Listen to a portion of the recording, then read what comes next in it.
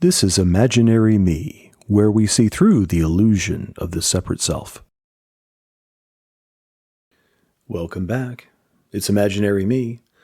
I'd like to talk a little bit about indoctrination. Now, usually, when we think of indoctrination, we think of things like political indoctrination or educational, religious indoctrination, that sort of thing.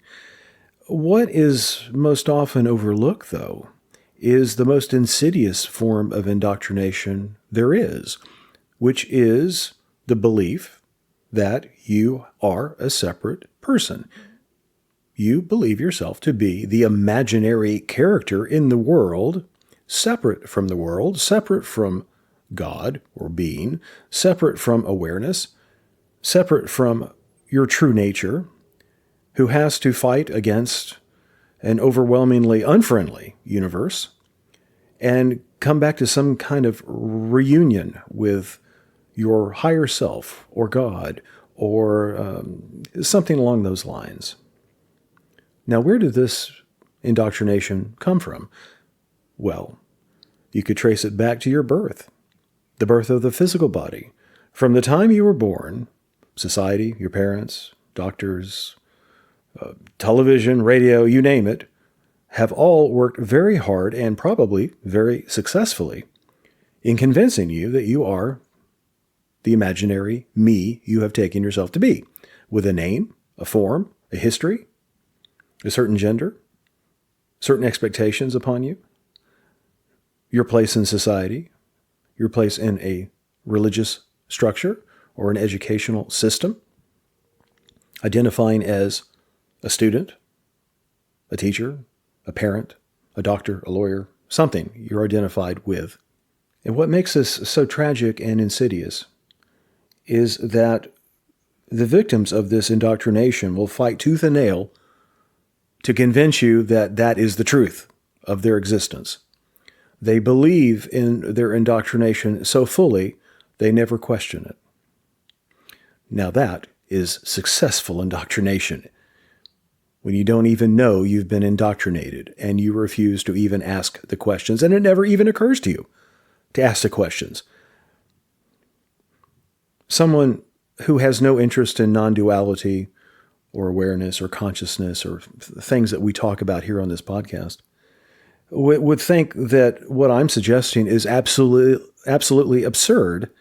Why on earth would anyone say that I'm not a separate person? That is so far out there, so against the indoctrination that I have received, that anyone who suggests that needs to go to an insane asylum, the funny farm. That, my friends, is successful indoctrination. The good news is that some of those who are destined to wake up in this life know that something is off. You can feel it in your bones. You know something's wrong. Perhaps you couldn't put a finger on it for a long time, but you knew that there was something missing. And of course, part of the indoctrination is that when these people have the feeling that something is wrong and something's missing, the indoctrination system has an answer for that. I say, oh, well, you need to go to church. You need God. You need to find Jesus. You need to meditate more. You need to do energy work. You need to go to therapy. You need to try these drugs. You need to take a drink. Here, have a smoke. Take the edge off. Work less. Play more. Make more money. Have a bigger house, a nicer car. Buy an airplane. There is an answer for every personality type in the indoctrination system to tamp down the feeling that something is off, that something's wrong, that somehow the indoctrination is losing its shiny veneer, and we're able to catch a glimpse of the facade crumbling a bit. The very good news is that once the interest in seeing through the cracked veneer is there, in most people I've seen, it intensifies and it starts nagging at them and they can't let go. and they start investigating. They start attending satsangs. They start practicing different spiritual disciplines. But even that is a form of indoctrination. That is still within the system. It's still allowed within the system. It's better that you go off to a retreat and practice silent meditation for 2 weeks, sitting silently in zazen or whatever, than immediately discover your true nature as effortless, unbound, aware being, which is always effortlessly available 24/7, 365 days a year. It's never not there. You can't be anything other than that. So instead of just looking at that and recognizing it, the answer is to send you off somewhere so you can go chase some more. Oh, but it's spiritual chasing. I'm going to go off to a spiritual retreat. Well, that's so much better. I'm going to practice meditation for 20 years. I'm going to practice energy work for 20 years, which is all just more avoidance. It's part of the indoctrination, which is why it's so broadly encouraged and allowed in so many quarters. The system is powerful, and I'm not a betting man, but I would not bet that the majority of people can find their way out of it because of the utter simplicity of your true self, your true nature. Part of the indoctrination is to convince you to go off and do things, become something, get better at it.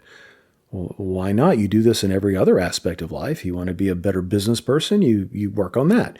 You want to be a better parent, you work on that. You want to be better at crocheting, you work on that. You want to learn to play guitar, you take lessons, all of this stuff.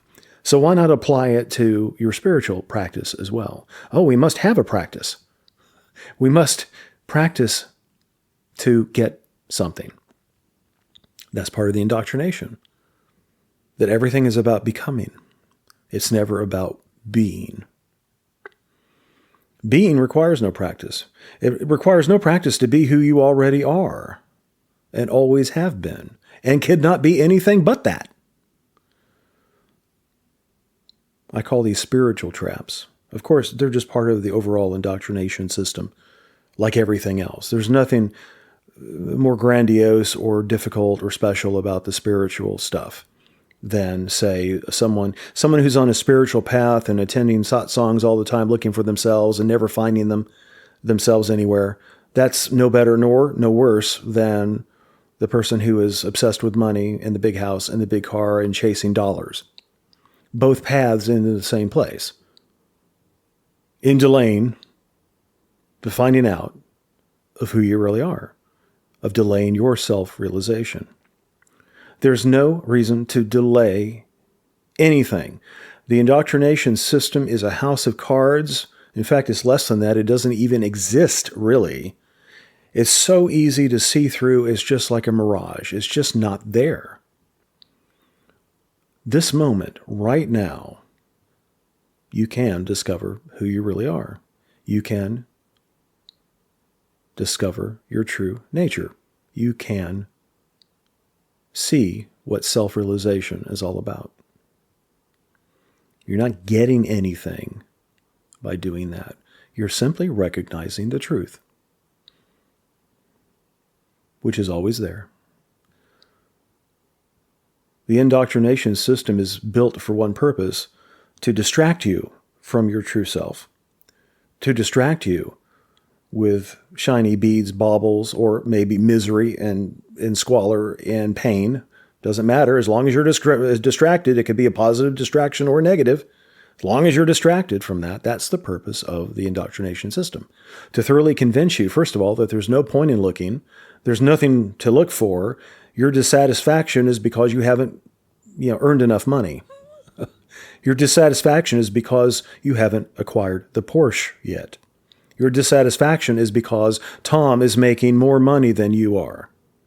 Your dissatisfaction is that you don't have perfect children. All of these things. That you're not young enough, thin enough, handsome or beautiful enough. Don't fall for the indoctrination system. The easiest way out is to start questioning. Romana's beautiful question, who am I? Which I would revise to a better, perhaps better version as what am I? And look and see. Investigate. The answer is not right in front of you. The answer is you. It's right there, right now. So kick the indoctrination system to the curb entirely and be done with it. That's your assignment for today. Go do it. That's all for now. Until next time, take care and enjoy yourself.